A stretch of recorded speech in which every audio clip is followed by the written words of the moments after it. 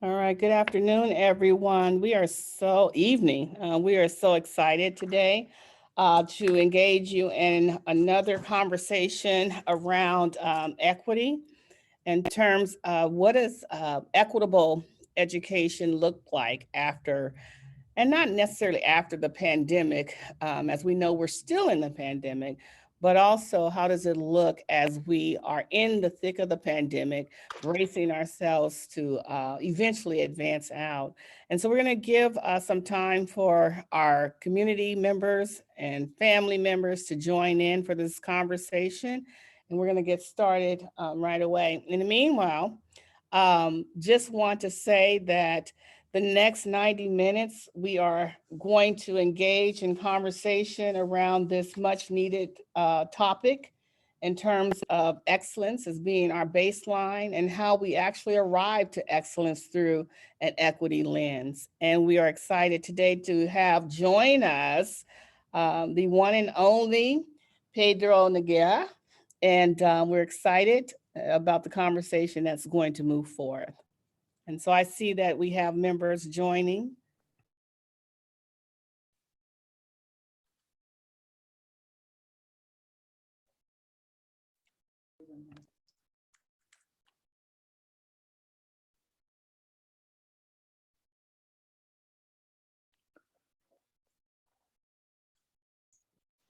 Dr. Williams, you're mute.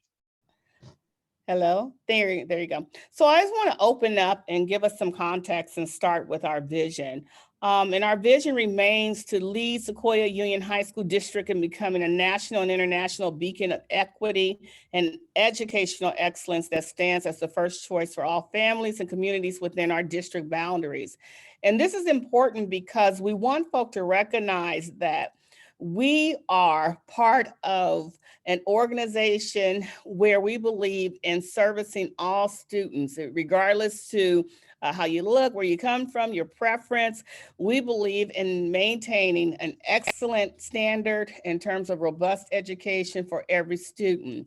In terms of how to get there, we know that our students come to us at different levels. We don't use that as an excuse. What we do is use that as an extended opportunity for us to stretch our thinking, stretch our minds, and also to stretch our students and parent engagement to get students where they should be in order to compete post their high school education and to become college and career ready. And so when we say we are the first choice, that means as families are looking for a school system district that recognizes difference, equity, and perspectives and invite those perspectives, then that happens here in Sequoia Union High School District. And we are currently in our refinement process and proud of being able to have part of that discussion, our discussion at equity at the forefront. And so just a reminder of our district goals. And so our critical key focus or foci centers around just the nurturing of all students, whole students, to ensure that the well-being of students is taken care of. We know that if students are not welcomed, if they don't feel welcome, or if their basic needs are not met, or even when those are met, if they don't feel supported, then they're less likely to engage in instruction and socialize with their friends and their teachers or what have you. So that's a priority for us, just to set the stage for learning, is to make sure that our students are taken care of not only academically, but emotionally as well. We also want to focus on ensuring equity, diversity, and inclusion on all levels and facets of our district.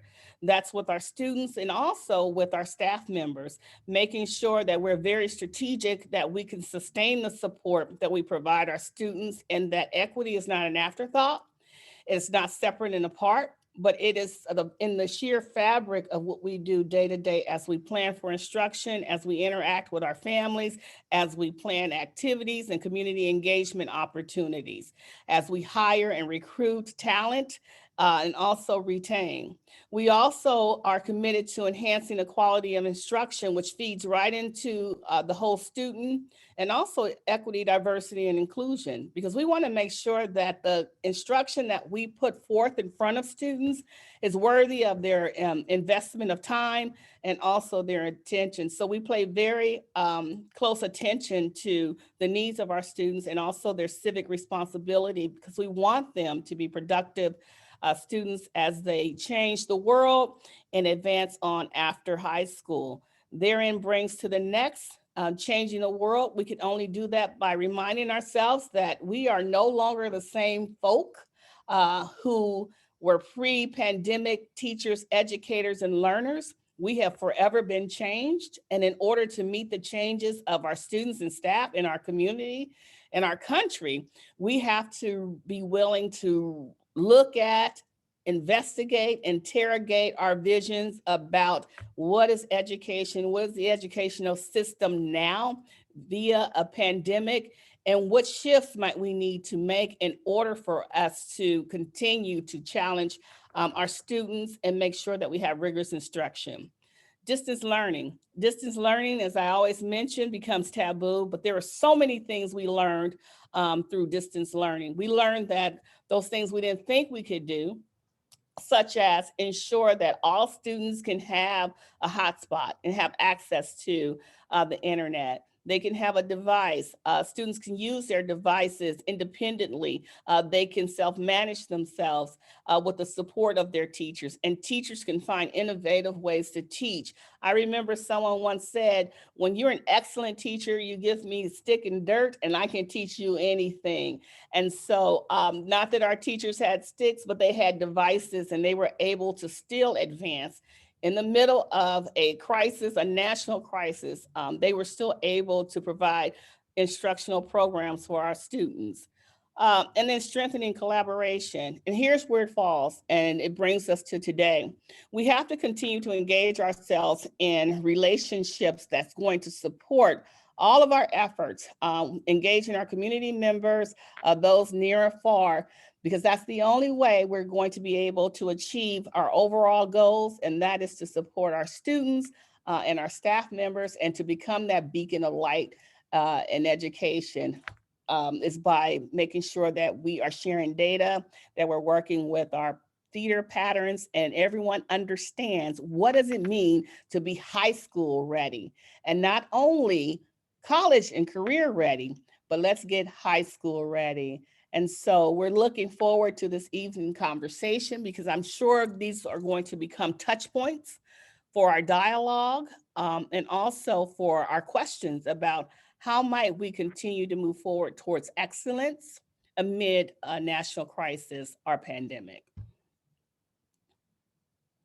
And so we have someone very important with us. Many of you may know this gentleman by face, name, or what have you.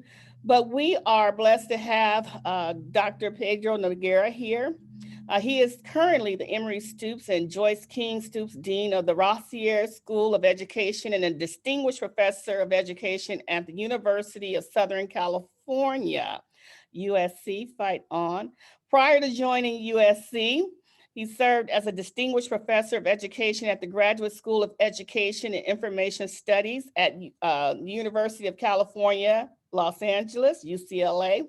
Before joining the faculty at UCLA, he served as a tenured professor and holder of endowed chairs at New York University, Harvard University, and the University of California, Berkeley. He is the author of 15 books. His most recent books are A Search for a Common Ground, Conversations about the Toughest Questions in K-12 Education, with Rick Hayes in City Schools, and The American Dream, Still Pursuing the Dream, Teachers College, with Issa Saeed. And so we have a national presence before us in terms of the work of schooling, leadership. I would call him a semi-native of Northern California, as he taught in Oakland, attended Berkeley. So he brings that not only New York flavor, but also the Southern and Northern California balance that we all search for. So without further ado, I will turn it over to our speaker and presenter for today, Dr. Pedro Noguera. Thank you, Dr. Williams. Such a pleasure to be with all of you. My only regret is that I'm not there in person to interact with you, but it's really an honor to be with you this evening.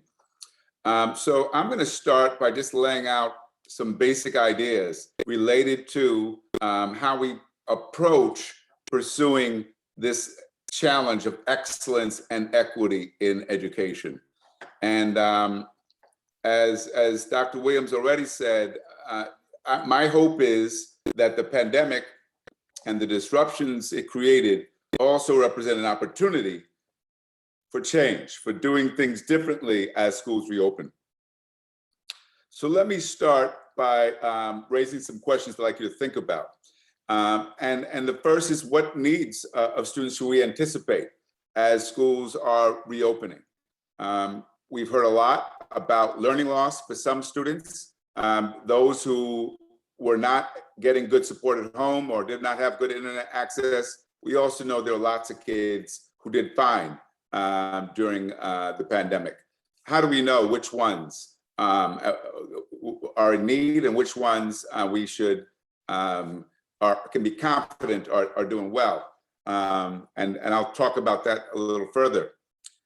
How do we ensure that our approach to equity helps us in addressing the social, emotional, and psychological needs of our students? And make sure that we are, in fact, prepared to, you know what I have to do? I'm just realizing I'm using a show.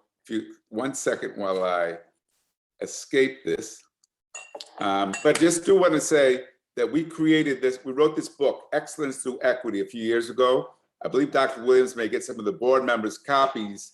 And we did it to feature school districts that are doing this work and that demonstrate it's possible, that it's possible to serve the needs of all students without holding anyone back, and by having an equity lens that allows excellence to be accessible to a greater number of students. That's what we're trying to achieve here.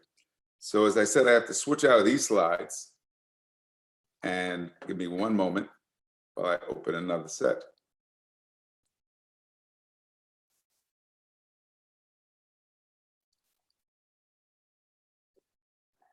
There it is.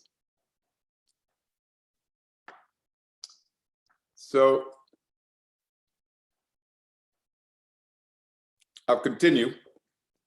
I'm going to share a quote by Hugh Vasquez. Hugh Vasquez is with the National Equity Project, and he says the following in a blog. He says, since we know that disturbance is required for change, and there's no doubt that disturbance is happening as we speak, the question is, are we willing to use this opportunity to create the kind of educational system we want? We have learned that if we are going to change a system, we as individuals first have to see what the system is producing. Then we have to engage with others to design something different. And finally, we have to act. So my first question I want you to think about is, where is change needed? The schools we have were designed to obtain the results they get now. If you're not satisfied with those results, you're not satisfied with the way some kids are being served, where is change needed? That's not an easy question to answer unless you can detach yourself a little bit from that system to look closely at what it's been producing. So we know that change is needed because not all kids' needs are being met. And in your district, I've had a chance to look at the data, and the patterns of disparities are apparent. That's not unique to your district. That's a national issue. However, as I'll show in a moment, there are school districts that are demonstrating it's possible to reduce those disparities and to make progress for all kids. What are they doing differently? We know that what goes along with this disparities in achievement are disparities in how we discipline kids. We tend to discipline the kids with the greatest needs, who are often the kids who are furthest behind academically, and in special ed placements. That is, we also see disparities there. To some degree, this can be attributed to the narrow focus on achievement that many schools across America have had over the last 20 plus years because of No Child Left Behind. And it's not that we shouldn't be concerned about achievement, but what we have to understand is that achievement is an outcome.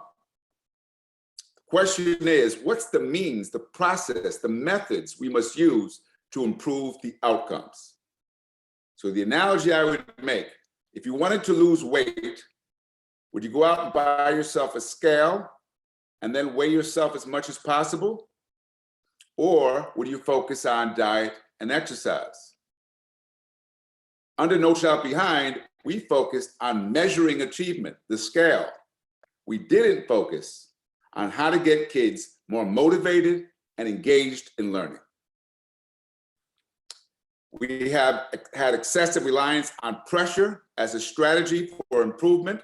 Absolutely no evidence that pressure works to improve schools. Instead, what I'm going to suggest is we need to build the capacity of our schools and of our staff so that the skills of our staff match the needs of our kids. When there's that kind of alignment, outcomes improve. And then lastly, we've done too little to change the way we approach teaching. And too often, we focus on covering material rather than making sure there's evidence of learning. When you teach with the focus on evidence of learning, you teach differently. And I'll explain that too. So many of you have by now seen this diagram. It, I think, very effectively illustrates the difference between treating everyone the same, the slide on the left, and acknowledging the differences, the equity of focus, which the slide on the right conveys. And people seem to get that. Yes, we've got to make learning accessible. We've got to acknowledge the differences that kids come with. What we often don't see is this. The kids who are outperforming others are typically kids who receive substantially more support at home. They come from more affluent families, highly educated parents. They come to us already ahead. And they stay ahead because the parents continue to invest in them. They travel, in the summer, they go to enriched summer camps. All their needs are being met to the degree that their parents are aware of them. And so not surprisingly, these kids have the best outcomes. But then there are the kids like the one at the bottom who come to us with much greater needs and need much more support. That's the reason why equity work, especially work that is aimed at excellence, must be about eliminating the barriers that prevent all kids from excelling. So, what are the typical barriers?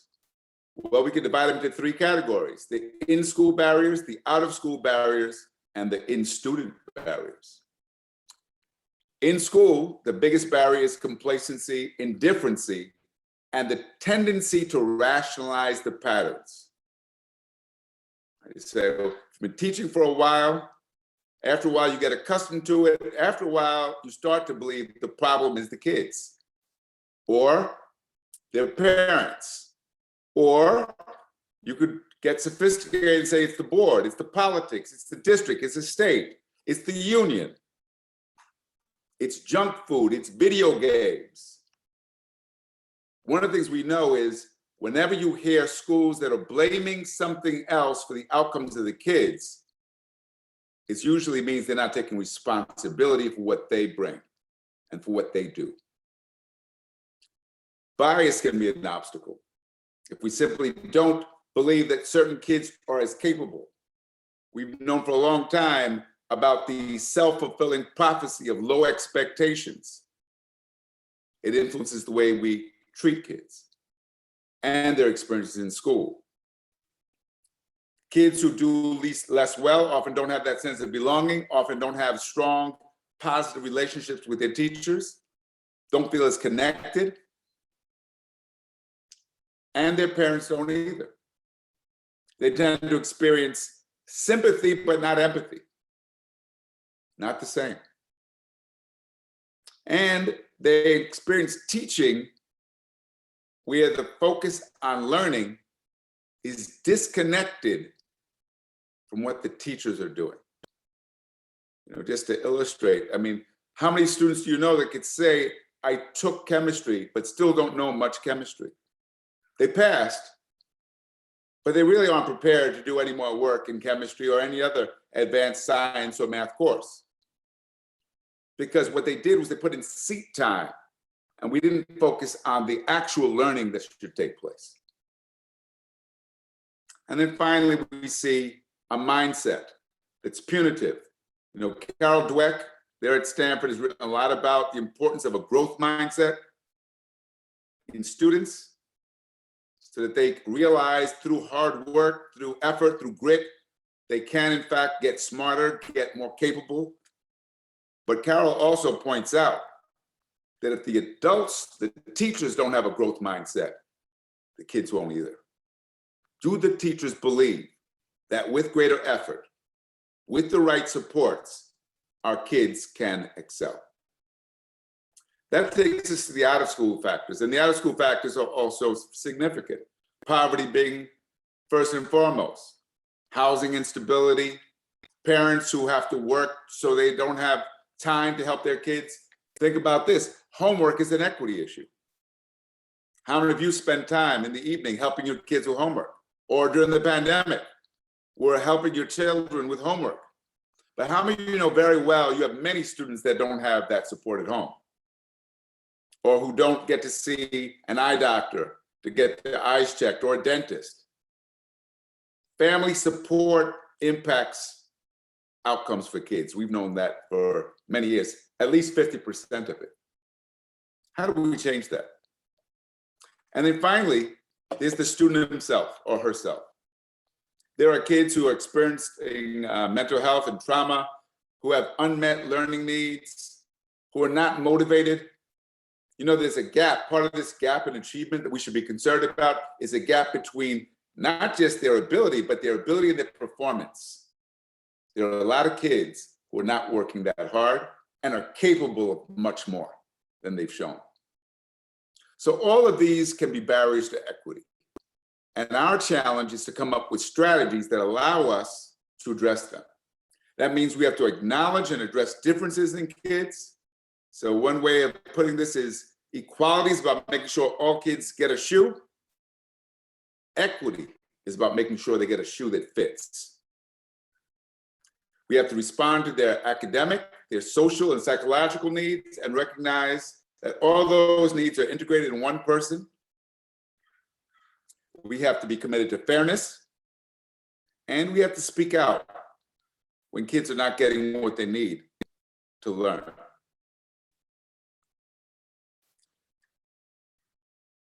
What you should be looking for as a district to know whether or not your strategy is working. And I've talked to the superintendent, she's told me this district, you know, has embraced equity. Well, how do you know if what you're doing is working? Well, you should start to see disparities in student performance reduced. It should cease to be the case that the backgrounds of the kids are driving the outcomes. Okay.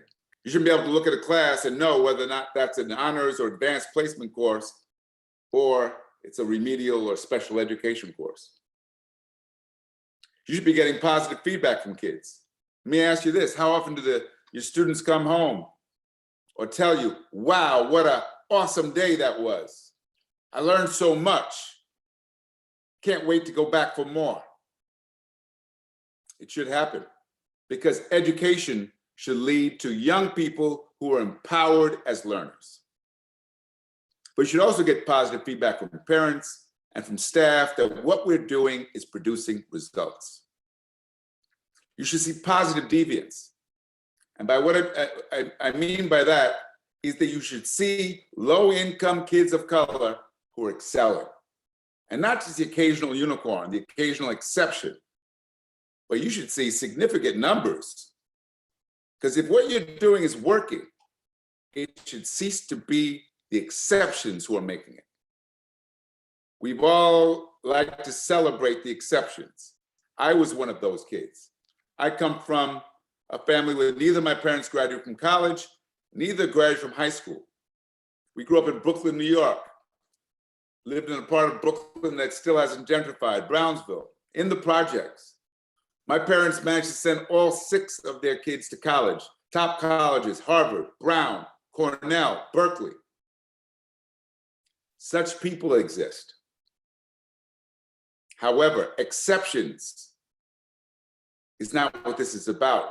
What we're trying to do is to increase the likelihood that all kinds of kids can thrive when we get the conditions right. And so the analogy I want to make is to a garden.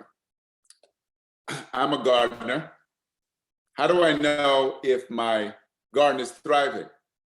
Well, I know that if I get the ingredients right, if I get enough sunlight, enough water, enough fertilizer, if I control the pests, and I have a problem sometimes with squirrels, then all of my vegetables should be fine. What I don't do is to blame the tomatoes if they're not growing. A few years ago, I tried to grow cantaloupe. Cantaloupe didn't do well. So I assumed maybe my soil wasn't right for cantaloupe, until I went to a neighbor's house and saw that her cantaloupe were fine. And I got tips from her about what she was doing differently. The point I'm trying to make is if we get the conditions right, and if we learn from success, chances are we'll be more successful in our own schools. So here's an example that we can learn from. And it's one of the chapters in our book, Excellence Through Equity. Brockton High School is the largest high school in the state of Massachusetts, with 4,200 students. In 1998, Brockton was described by the Boston Globe as a cesspool. They called it a cesspool because they said it was the worst high school in the state. There had been scandals there, there had been fights there, and the projection was that 75% of the kids would fail the state exam. And in Massachusetts, if you don't pass the exam, you don't get a diploma. So a group of veteran teachers went to the principal, Sue Satchowitz, and said, Sue, the only way our kids can pass this exam is if every teacher at our school becomes a teacher of literacy. We have to have literacy across the curriculum because kids are coming into high school with very low levels of literacy, which means they can't access the math or the science or the social studies because it's all literacy based. So Sue says, that's a great idea, but I can't make the teachers do it. And some of them won't want to. They said, we'll work with those who are willing first, and then we'll grow. She said, but I can't pay you extra. So you don't have to pay us. We'll do this at our own time because we know that this will work. So they started in 1998, teachers teaching literacy to other teachers in the content areas. By 2002, when the first exams were given, 50% of the students passed, far better than what was projected. So they said, let's stick with it. More teachers got on board, were willing to be trained. By 2006, 80% of the kids. By 2010, 90% of the students at Brockton High School were passing the state exam. 1/3 of the senior class got the highest possible score. That got them to any college in Massachusetts on a full scholarship. What makes their strategy so successful? It focused on shared leadership. That's different than saying it's up to the superintendent or up to the principals. No, this was about teacher leadership. Teachers having a clear sense of what their students needed. They didn't sit around and say, fix the middle schools and the high school will get better. They said, we're going to meet students where they are. They didn't sit around and wait for everyone to get on board. They said, we're going to work with those who are willing and have that strategy spread. They had a coherent strategy focused on student needs. They differentiated professional support to teachers because literacy in science doesn't look the same as literacy in math. And they followed through. They looked at the evidence and they stayed focused on the things they do control rather than things they don't control. Here's another example, also in our book, Abington, Pennsylvania.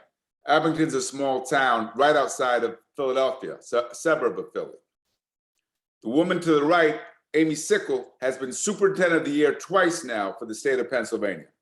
She's also now one of the presidents of the American Association of School Administrators.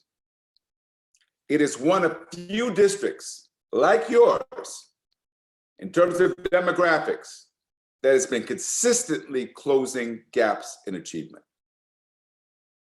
How do you explain their success? Well, they make sure there's access to and support in advanced courses. They're not going to lower the standards.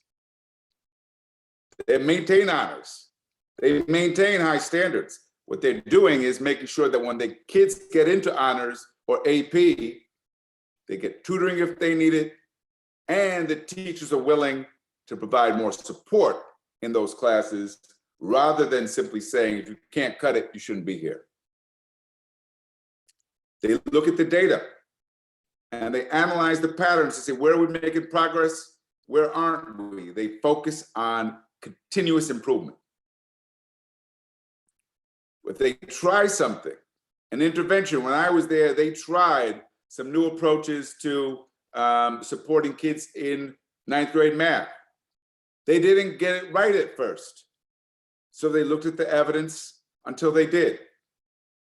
Because they know that part of what's wrong in education is we don't stick with things long enough to see if they'll work. They had ongoing professional development for their teachers. They're building their capacity. And this is very important, something you can do right now.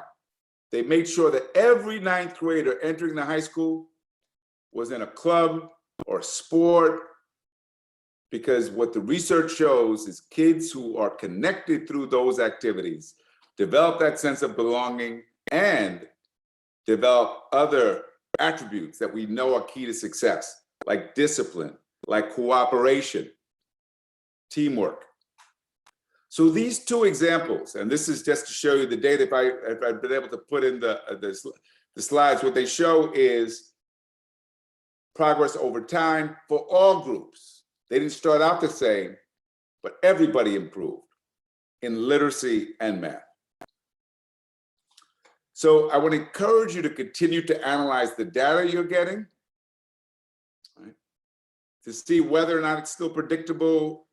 Ask questions as board members. What does the data tell us about what's working, what's not? Where are we seeing signs of positive deviance? What would explain it? And then keep asking for more data, more information, surveys, so we can hear from our students. Student voice is such an important source of data in this work. The kids will tell you now where they're challenged, where they're supported, and where they're not. You want to build the capacity of your staff. You want to make sure that they have what it takes to serve their students. Think about this: to be an effective teacher, you've got to know the content of what you're teaching. You have to have pedagogical skills so you can teach in a variety of ways to reach a variety of learners. And you have to know how to build strong relationships rooted in trust with your students. When you have all three, then what we see is outcomes for kids improve. But keep in mind, capacity building is a process. It takes more than one professional development. In fact, it means that professional development for teachers is differentiated, because not all teachers need the same things. And it means that when the district is focused on capacity building, they are using data to help schools to improve. Areas where you're typically going to need to see capacity building is in this focus on the whole child, the academic, the social, the emotional, cultural competence to make sure the staff can meet the needs of a variety of kids from different backgrounds, and getting kids more engaged. The path to higher achievement is through engagement. Engagement is multidimensional. It's behavioral. Are kids on task? Are they doing their work? It's cognitive. Do they understand the work? Do they understand what's expected of them? And it's emotional. Do they care? Are they making the effort? Are they striving for excellence in themselves? Ultimately, what we want are schools to be places where a child's background does not predict how well they'll do, where their culture and their language are affirmed and treated as assets, not something to be negated through assimilation. We want schools to be places where kids feel inspired, where their curiosity is encouraged, and their dreams are fed. And we want schools to be places where teachers feel appreciated and supported so they can bring joy and passion to their work, and in turn, inspire our students. Thank you for the time. I'm happy to take your questions now.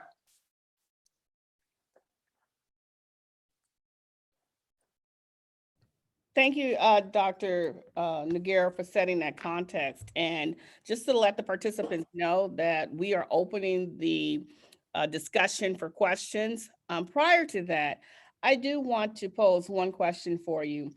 You did speak to us regarding the importance of setting the right conditions so that all students can thrive.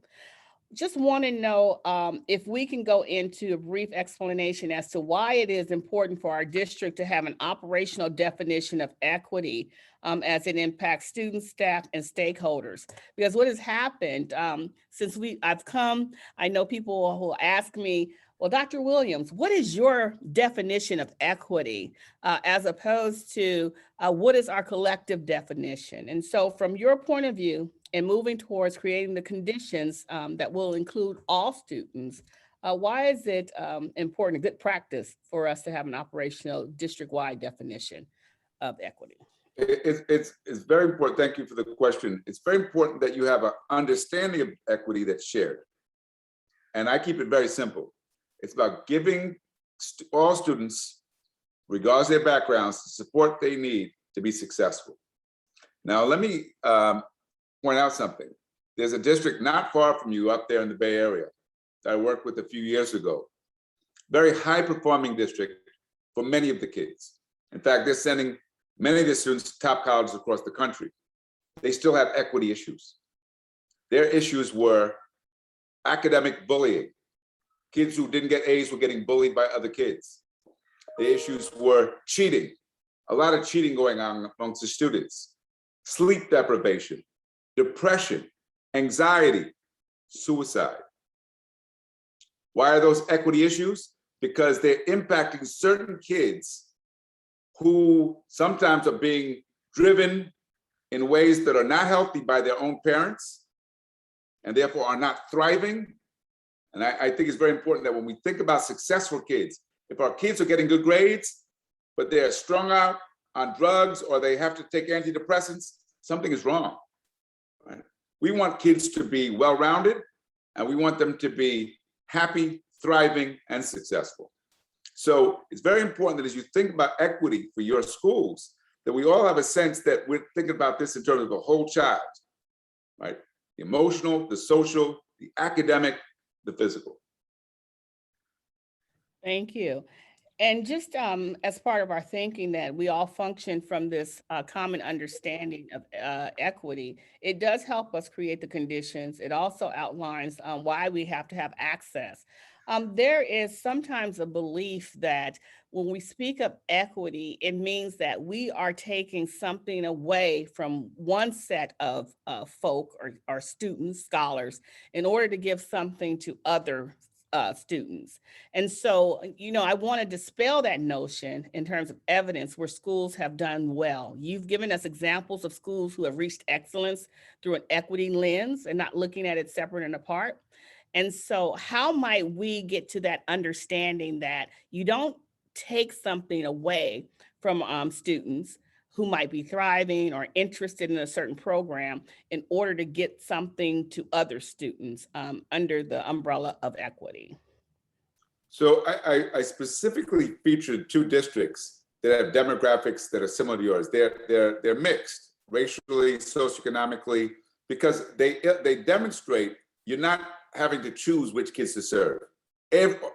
Everybody can rise, okay? Abington and Brockton. And part of what we try to make clear in the book is that if the leadership in the district is clear that we are about serving all kids, we're not about holding anyone back. So if equity is interpreted as mediocrity, you're doing it wrong. If equity is interpreted as lowering the standards, you're doing it wrong. All kids have to be challenged. All kids need to be pushed. And so when that occurs, then what we see is kids from a variety of backgrounds are in a position to excel. Thank you so much. We have a few questions, and I will come back to my questions, but I do want to extend the opportunity for our participants to have their questions addressed. And so we have one question for you.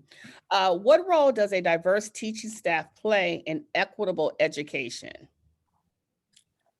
Diversity is important because the research shows us that when kids are exposed to teachers from a variety of backgrounds, that they're getting the clear message that they can learn and they can achieve, and that race is not an obstacle. I want you to keep in mind, it's not just important for Black children to see Black teachers or Latino children to see Latino teachers. It's important for white kids to see Black teachers. It's important for Asian kids to see Latinx teachers. That is, when we see that diversity in the teaching population, what it's sending the message to our kids is that the educators, the people who are guiding us, the people that our parents have entrusted with the responsibility of serving us, come from a variety of backgrounds, and that race is not what's determining who is smart and who is not.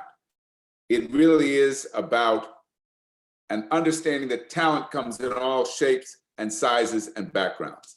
And sending that message to our students is very, very important.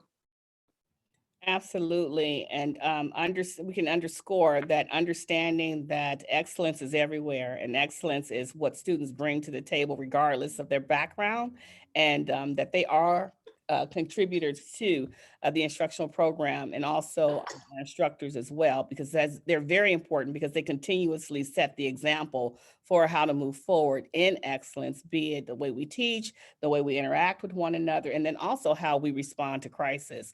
And also how we are able to diffuse, if you will, certain situations. I have a question that is brought from one of our board members, Trustee Carrie Dubois.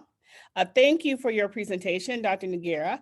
I always love hearing you. I am a board member and believe in your message. Can you talk more about the support schools should offer for students who have experienced complex trauma, homelessness, and severe poverty? I'm not sure schools have really figured that out, or the right type of supports that are truly needed. Important question, because we know, especially during the pandemic, trauma was severe for many kids. About 140,000 kids in the country lost a parent, and that was much more likely to have occurred amongst Black and Latinx students. What the research shows about trauma is there's levels of trauma, and it's correlated often with what are now referred to as adverse childhood experiences. Teachers of all kinds can play a role in addressing at the first tier trauma, and they can do that by creating a sense of community and support in the classroom. Kids need to feel supported by their teachers and by their peers. Now, for kids who've experienced more severe trauma, that's not going to be sufficient. They may need the support of a trained social worker or psychologist, but teachers play a role in identifying who those kids are. Very important to keep in mind here, sometimes behavior will look like disruption when in fact the cause of that behavior is trauma. And that's why you need to have skilled professionals who spend time trying to get to know kids so that we address the cause of behavior problems rather than focusing only on the behavior. Right? And we're seeing this now, especially across the country. Many kids were in isolation for too long, coming back, and they have depression and anxiety, and we need to respond with care, but we need to make sure that we can have access to the professionals who can provide the additional support when it's needed. Thank you. And also, Dr. Noguera, when we talk about the student support, there's also a need for staff and teacher support as well. In the schools that you've worked with, how have some of them addressed the wellness needs of their staff? Might you have any recommendations from schools that you've worked with? Yeah, so there's a growing movement across the country for what are called community schools.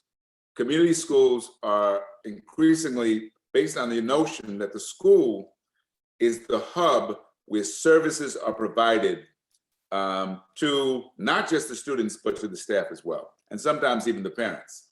And they do that by forming partnerships with local hospitals, nonprofits, universities, churches, wherever, local businesses. Depends on the need. That'll tell you a lot about where you need support. But what these partnerships allow you to do is to refer people who might need more support. And that might include your teachers.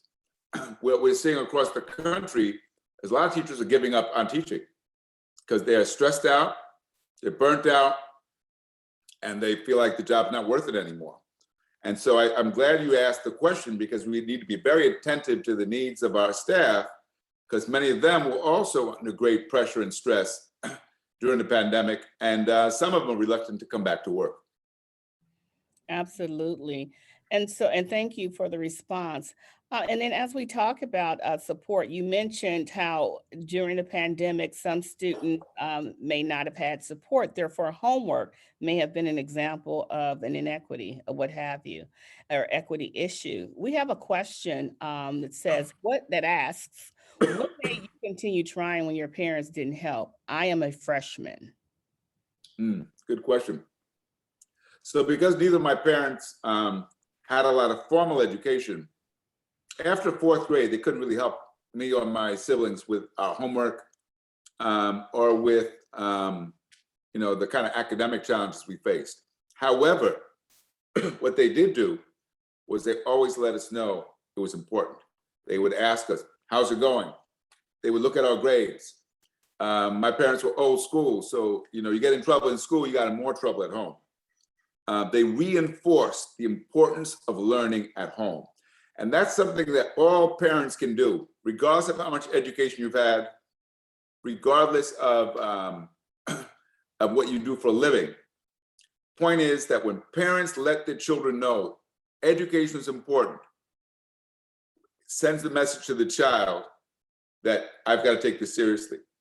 All parents can get the kids to school on time, to bed on time, to make sure they're doing their work, to check on them. And the older they get, the more important it is. You tend to see parents will be very involved when the kids are small, but as they get older, that involvement decreases, in part because the kids don't want them so involved. But very important to stay involved, know the teachers, know who to reach out to, so that if problems arise, you can intervene early. And early intervention is the key to preventing kids from falling behind. Thank you. And, we just offer that you continue to engage with your teachers, those who you feel comfortable with, to provide you with support. And we do have tutoring assistants set up, and so we'll get that information out as well to our participant.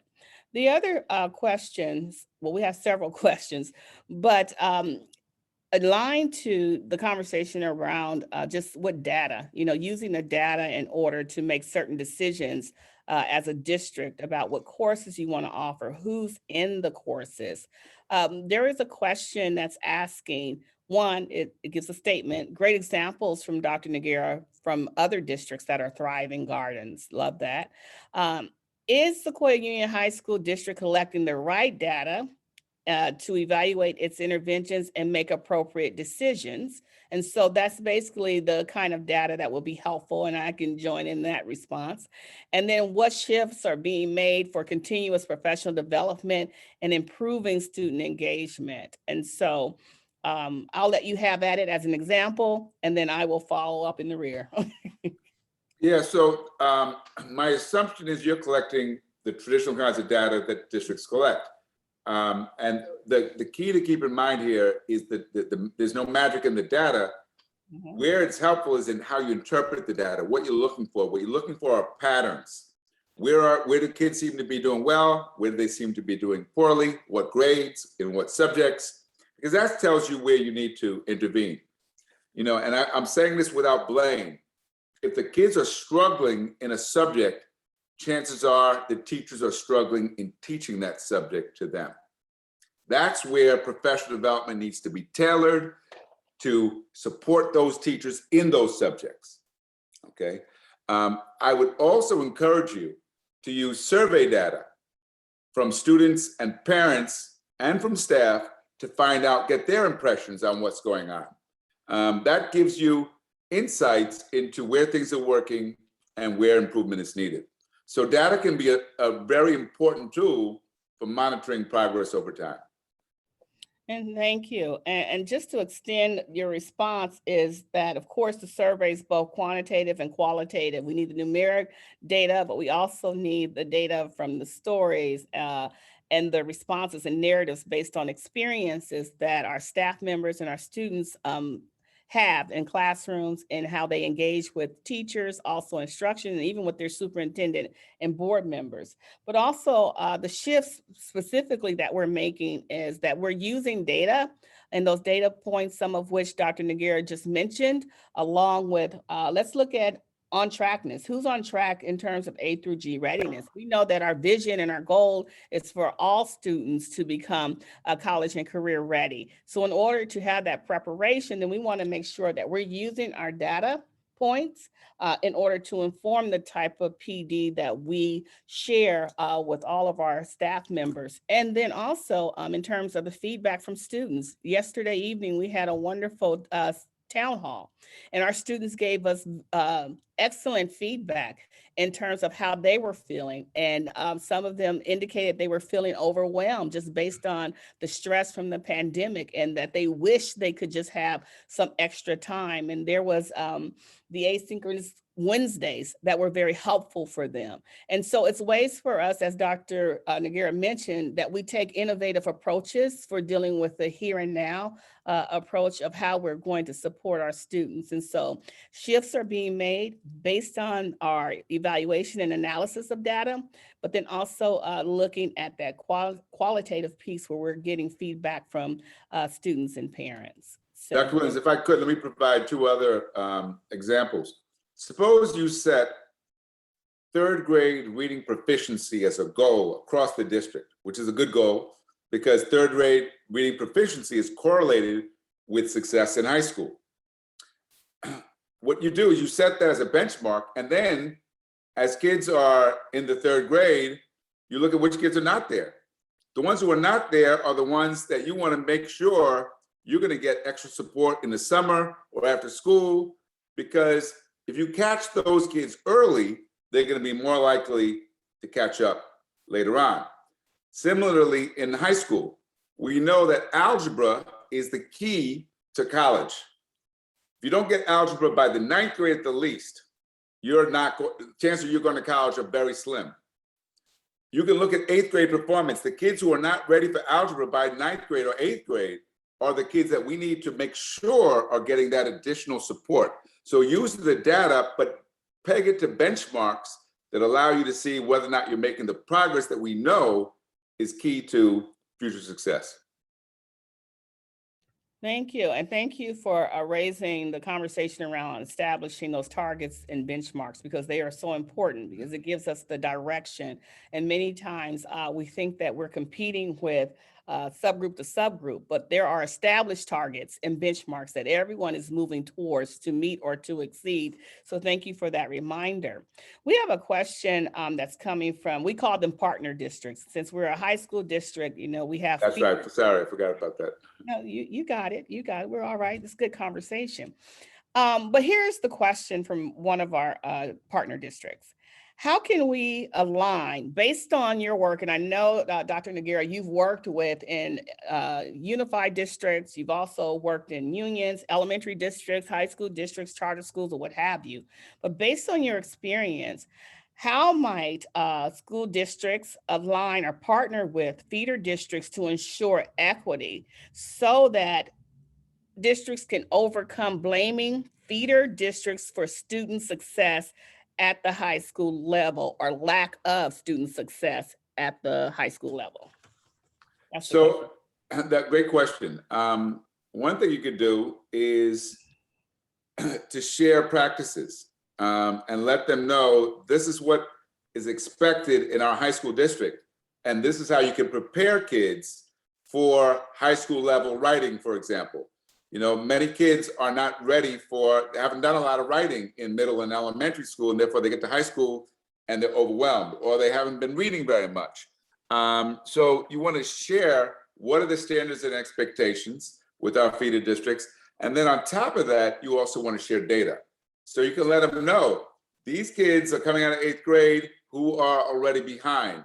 We're letting you know in advance because they're going to need more support when they come to you. These kids are way ahead, and you want to make sure that you continue to support them so they can stay ahead. So share that data so you're in a better position to provide that kind of personalized support to kids.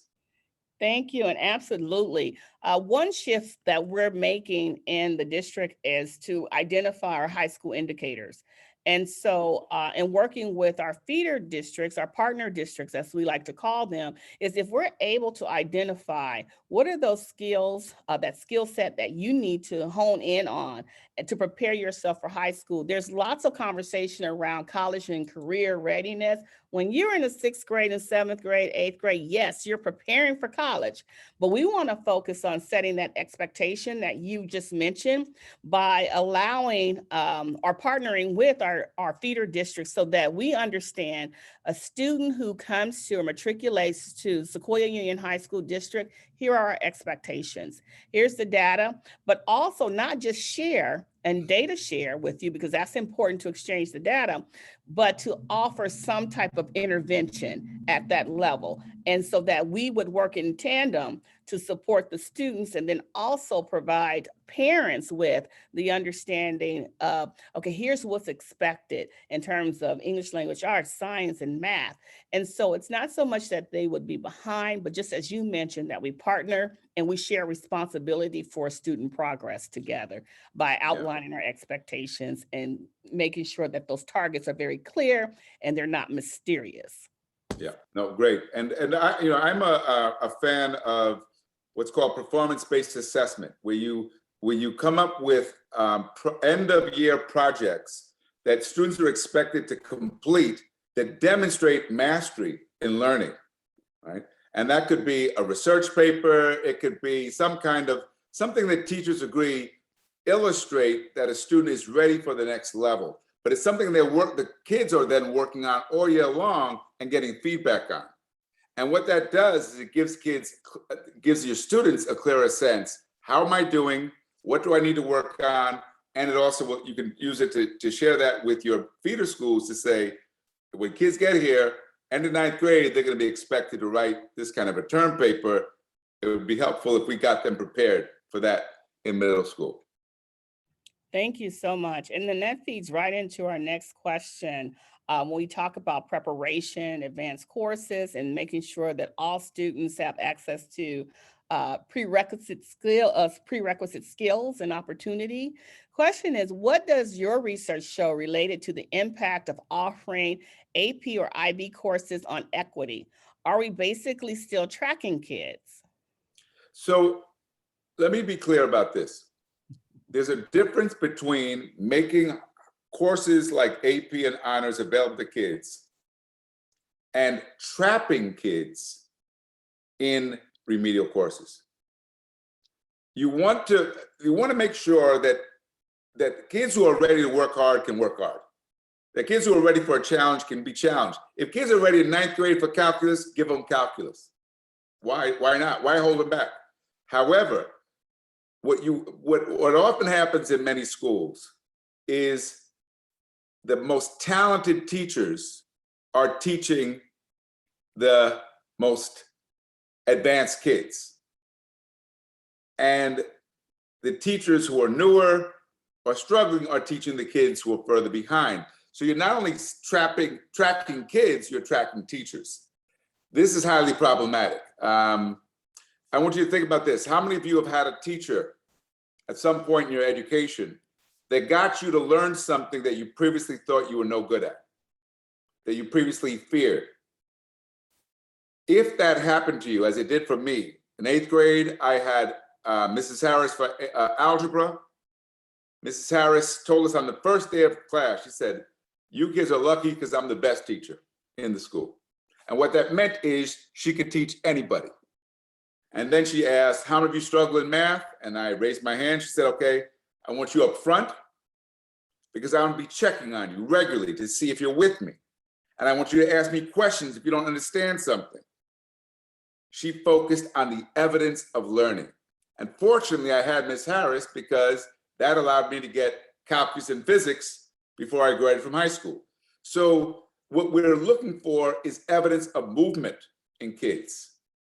You know, the biggest problem with the way we often track kids is we trap them and we don't give them access to those rigorous courses. That was the Abington example I gave, addresses that issue very clearly with the additional support. Because the other side of that is often the kids in the AP and honors classes have parents who can afford private tutors. And so they're getting support outside. So it's not because of the classroom support, but the external support that they're excelling. We need to make sure that external support is available to everyone. That's why programs like AVID are so important. Absolutely. And I had an opportunity to visit one of our AVID classes just yesterday. And it's so important in terms of note taking and organizing your thinking. That's right. And then also learning how to reach out and advocate for yourself as well. And then as we talk about equity around our courses that become more, not more, but challenging courses, won't say more. What do you feel the role of career technical education programs are in schools that are trying to improve equity? So I'm a big supporter of career and technical education if it's not another form of tracking, right? If it's not a way, you know, in the old days when I was in school, they would tell kids who were not college material, you need to do vocational education so that you will learn to fix cars or something else. Now, there's nothing wrong with fixing cars. There's nothing wrong with lots of trades. But what we want to do is make sure kids have options that are not limiting, and instead of limiting them. I helped to start a biotech academy several years ago when I lived in the Bay Area that still exists, that was getting kids into good paying jobs by the time they graduated. Many kids are working their way through college and need to learn something while they're in school that will enable them to earn a living beyond, well, through college and beyond. So the key here is to make sure that we're exposing kids to the jobs of the future, where we know there'll be opportunities and growth in the years ahead, and that we're not training them for jobs that are going obsolete. And that brings us to this question about leadership. For this year, our theme is excellence is our baseline through leadership, service, and equity. And so there's a question just around this whole notion of leadership. And someone is asking, what responsibility do school site leadership have in creating significant movements in equity? Does a lack of equity mean a lack of leadership in equity? I think I'll answer that too after you answer. All right, so I'm now the dean of a major school of education. I have we have over 100 faculty, 250 staff, and 2,500 students. I'm the only person at the school who can see the big picture, who can see how what happens in our business office connects to the research we're doing, connects to the way we support students. Everybody else knows their job, but they don't see how it all comes together. That's true at a district level, it's true at a school level. The leaders have that whole organization perspective. So that means they have to help others to understand how their work connects to the equity goals. So if I'm teaching ninth grade science, yep, I gotta be focused on ninth grade science, but I might also have to be focused on making sure that kids can write well, because they're gonna need to know how to write well when they get into 10th and 11th and 12th grade. So we need to think collectively about the responsibility, and that's where leadership becomes very important, because those in positions of leadership have to have a vision of how that organization must function, and then they have to be able to convey that vision so that it's shared with the entire school. And absolutely, and that's a heavy lift. And it doesn't rest with just one person or one leader. You have to find out where everyone is, and that requires assessment. And so you assess where your culture is in terms of readiness to move towards equity. I can have a background in equity, which I do. But in order to share that vision and get everyone to join in on that vision, then you have to spend time on every level, because you can see the puzzle in the vision. But for someone to say, oh, wow, it's the principal's responsibility, it's the superintendent's responsibility, or the board or the deans, that's putting a lot of weight on folks. It's our collective responsibility to advance an equity agenda in the best interest of our students. Absolutely. And I just can't say enough that I gave you the Brockton example, because remember, they didn't get every buy-in immediately. When they said we're going to do literacy across the curriculum, a lot of teachers said no, I teach math, I'm not a literacy teacher. But they took time. Success bred buy-in. So we can't let the naysayers stop us, but at the same time, we have to work towards getting everybody on the same page. And that's a leadership challenge. And as we think about getting everyone on the same page, it's the pace, right? It's the pace of getting everyone there, and everyone is not going to arrive at the same time. And so given that, knowing that we have students today in the classroom, and thankful we're in person, and our teachers are doing a wonderful job, and our school leaders are doing a great job, how might we think of accelerating our equity agenda? So here's where I'm going with this. We are planning to conduct an equity climate study audit. And so the intent of this audit is that we want to look at where equity is going very well, because the district has made we've made tremendous growth in the area of equity in some cases, in some regards, and then others we have room to grow. And so as we prepare ourselves to enter into this audit, how might we also prepare ourselves for the responses? And what I mean is, some of the findings for some may be alarming and surprising, and for others, it just may be confirmation. So in your experience in working and guiding schools, how might we prepare ourselves to receive that data? That's a good question, because in the same ways you don't want to blame kids or their parents for the challenges, you don't want to blame the staff either. And if people feel as though they're being targeted or blamed, that they're going to pull back, and we need them to step forward and to be part of this. So rather than a public shaming, I might pull them aside and say, look, I want to share this data with you. And what we're seeing is, we're having some real challenges in the subjects that you teach, and we need to work together to address it. So I would not be afraid of sharing the data, but I wouldn't do it publicly in a way that might embarrass. I would do it in a much more tactful way so that you want people to feel a sense of responsibility, but not feel blamed. Thank you. Absolutely. Because as we grow in this work, I do agree with you, and we agree that it's essential that people feel a part of the conversation and not excluded from. Because there are many facets of equity, and typically, there is a conversation that we've had with one of our colleagues, Dr. Harper, and Dr. Harper reminds us that when you're having conversations about equity, you want to make sure you're not having race list conversations, right?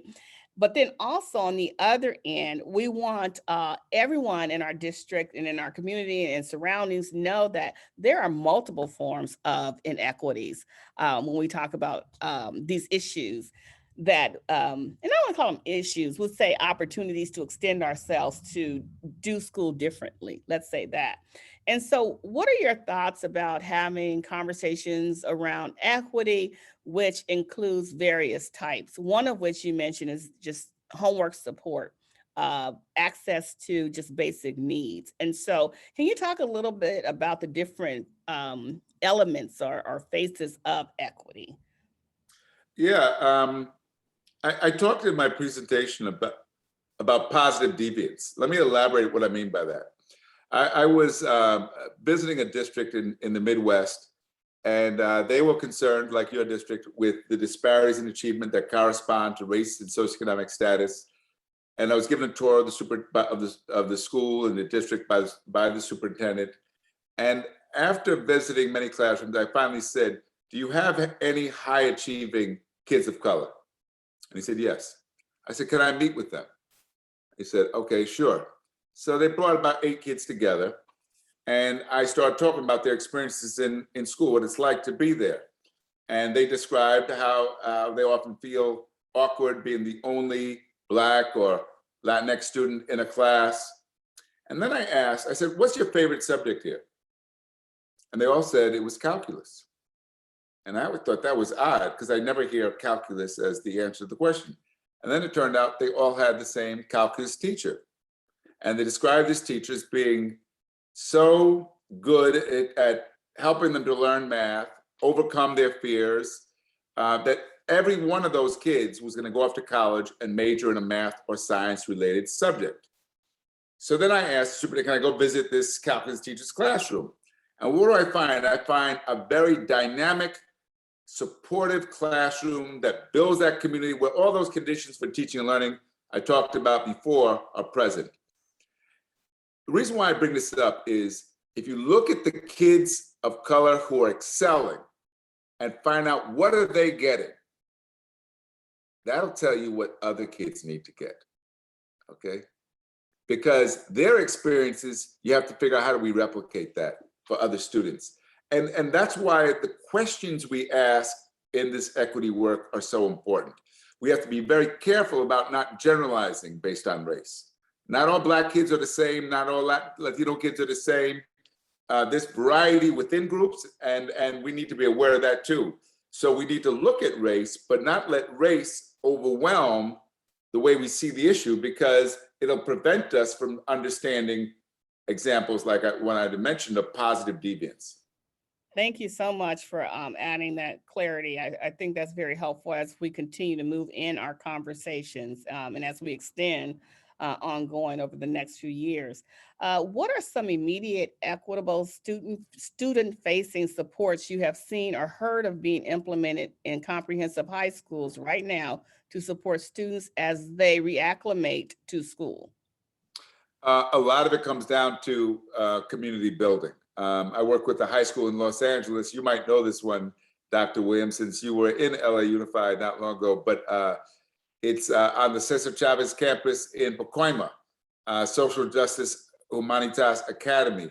They bring kids in, the 9th graders, 3 days before school starts to get to know them, for them to get to know each other, for them to get to know their teachers. They bring all the kids in a day early for the same purpose. I asked the principal, "How do you get the kids to come in early?" He said, "We just tell them they have to, and they show up." And he said, because they show up, kids will tell us things about themselves, things that are going on that they wouldn't have shared otherwise. So you have to really make the time to get to know your students. The more you know about the students, the more you'll know about how to serve them. Thank you. And that's partnership and learning is very critical, and knowing the community and the conditions by which students come in, right? And then the conditions that they go out in as well is very important. And not only the social conditions, but also the self reaffirming conditions as well. And so here's a question. I'll read it as is, and then we'll decide on the responses here, because I think we'll both react to it. In Sequoia Union High School District, considering equity in accessing electives such as ASBE, leadership, or journalism, media arts, or band. Many of these electives have a traditional group of students with less diversity in all ways: ethnic, socioeconomic, mainstream versus special ed. How are we encouraging all students to have access to these types of electives and support for them to succeed? Great question, because I talked about the Abington example. They made sure every kid was involved in a club, right, or a sport. Now, some kids may get there and they don't want to be in anything. So they'll say, well, what do you like? We'll create a club for you, right? But everybody's got to be in something. And they have, over 100 clubs to choose from. The reason why that makes a difference is the research is very clear. Kids who are involved in music and write for the newspaper or play a sport do better than kids who are not involved. You can't just leave it up to the student. Because if I like to play an instrument, but I see the band is all white or they have nobody like me, I may not want to join. I might hold myself back. So the teacher, the coach might need to actively recruit. A friend of mine did that. He was the person who worked with the school newspaper. He would ask the English teachers, who are the kids that like to write? Send them to me, because I want to make sure that the newspaper, the award-winning newspaper, had kids from various backgrounds. So you have to recruit just the way that college sports teams do. Thank you. And so as we're winding down with our questions, any final questions? And as we continue to open our conversation for further discussion, we have about 10 minutes left. Dr. Noguera, if you might want to touch on, I know in your book, Excellence Through Equity, you really dissect for us the difference between the theoretical notion of equity and how to demonstrate equity in action. And I think it's very important, because sometimes we can make equity so esoteric that people are grasping for it to mean something very different than what it basically means. In the beginning of your presentation, you gave us the slide. You showed us a slide about everyone wanted to get over the brick wall, right? But you need a ladder to help you do that. So you just need a lift. Or also equity you used is about everyone having a shoe, but making sure you have the shoe that fits. And so how have you seen in practice schools moving from that theoretical, esoteric notion of equity to the practical implementation of equity throughout their schools and the programs that they offer for their students they serve? A lot of it comes down to, the kinds of programs and initiatives that I've described, but also the way they use data. They use the data to constantly reflect on what they're doing, what's working, what's not, and to tweak it. The Brockton example I gave, so I'll tell you, it's part of the story. Initially, they thought every year Shakespeare would be on the language arts part of the exam. And 3 years in a row it was. So they had kids reading Shakespeare, writing about Shakespeare. Fourth year, no Shakespeare. They said, what? They said, well, we have to prepare our kids for anything, not just, we can't game the system, right? And that's an important lesson, because, when we're educating kids well, we're doing much more than preparing them for tests. We're preparing them for life. We're preparing them to think critically, to think creatively, to be problem solvers. I wrote a paper with my colleague, Linda Darling-Hammond, called Equity and Deeper Learning. Deeper learning is about using those higher order thinking skills so that kids have the ability to produce high quality work that is evidence of mastery. That's what we should be after for all of our students. So I want to encourage you, keep looking at the data and look at data from a variety of sources so we're sure that what we're doing is actually working. Thank you. And as we speak about looking at the data and reference that and moving from the theoretical to the practical and implementation and moving equity in the classroom, seeing equity, everything through the prism of equity, then what is the role of equity when it comes to discipline? So great question. I had a long conversation about this today because many schools, okay, they finally get it that what they've been doing in discipline is disproportionately punishing the kids with the greatest needs. And if you find that you're punishing the same kids over and over again, then clearly what you're doing is not working. So what's wrong? We focus too often on rules, not values. It is far more important to teach values than rules. So, and what are the values? Respect, honesty, integrity. So restorative practice, some people don't get it. Restorative practice is not a new way of doing discipline. It's a culture change that requires a paradigm shift. The first thing we should do when we're disciplining is we have to figure out what's the cause of the behavior problem. Why is this kid acting out? The second thing we have to do is how do we keep this kid, how do we address that cause? And then third, how do we keep this student connected to learning? The hardest kids to discipline are the kids who've given up, who don't care anymore. They don't want to be in school anymore. They don't care if you suspend them. So we want to make school meaningful. We want to keep them connected. We want to make sure they are responsible for their behavior. All kids need to be responsible. So we should never interpret our efforts to do restorative practices as being we're going to tolerate bad behavior. No, schools need to be safe and orderly places. But safety and order are a byproduct of relationships, not of discipline. Right? Lawrence Kohlberg said, and he was a psychologist writing on moral development in children, he said, the goal of discipline is to teach kids to do what's right, even when adults aren't looking. That's a higher standard. That means kids have internalized, it's their own belief that leads them to make the good choices. And that is so important in culture building because they also feel that they're a part of a culture and they have responsibility to maintaining the consciousness within that culture. Absolutely. And so as we wrap up, and I can say this has been an exciting conversation for our community, for me as superintendent. What might be some final words of wisdom around our work with equity that you may offer us? So my main message here is to treat this as a journey you're on. This is not, we did this session tonight and that's it, we're done. We had Sean come. No, it's a journey. And along on that journey of this work, you're gonna see times when you're making progress and times when things slow down. And you keep coming back together as a community, reflect on what are we doing? Are we meeting the needs of kids? Who aren't we serving well? And do it in a way that's not incriminating, but that does in fact continue to lift each other up. Lift each other up by pointing to examples where we're getting it well, getting it right. And if you do that, I think you're going to find it rewarding. Because think about this, nobody goes into the field of education to hurt kids. Right? We go into education to make a difference, right, in the lives of kids.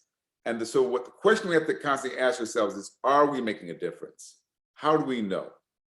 And if we, as long as we keep asking those kinds of questions, I think that the chances of us making improvement continuously go way up. Well said, well received as well. And so I just would like to thank you, acknowledge you for your time. This will not be our final conversation or dialogue. Hopefully very soon we'll be in person in the near future, and we can continue this conversation, and you'll see what advancements we've made collectively as a district. I'd like to also thank our community, our parents, our family, our partners, our teachers. We have phenomenal teachers and school leaders, let's just say that, and our board for the support this evening, and also supporting this journey that we're on. Just knowing that equity is part of who we are. It is more than just excellence. It's in the fiber, it's necessary for us to attend to the needs of all students. So remember, it's not taking away anything. It's just making sure that we extend our support to everyone. And so remember, everyone, this evening, that excellence remains our baseline through service, leadership, and equity. Everyone have a great evening. If you have questions, please feel free to share your questions, and we will continue to answer. To you, Dr. Noguera, I know you're a person who have many demands put upon you, so I appreciate you this evening, and let's continue the conversation. Thank you, Dr. Williams. Thanks for having me, and I wish you all the very best in the district. Thank you so much. Have a good evening. Good evening.